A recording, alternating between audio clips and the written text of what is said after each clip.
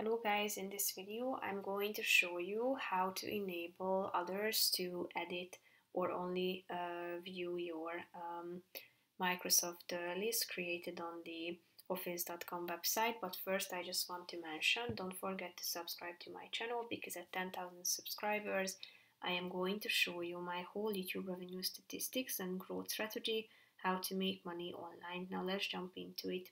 First of all, open the website and then tap on this share button at the top of the screen in the middle. Then, once it is loaded,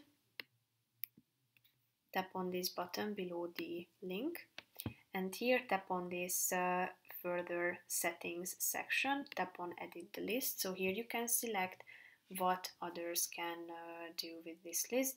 The first option means that they can edit the lists, columns, or the views. They can add items to it. The second one means that they can edit items or only view it as the third option. So select the relevant one and click on the apply button, and then it will be updated. So that's pretty much it for this video, guys. See you in the next one. Bye bye.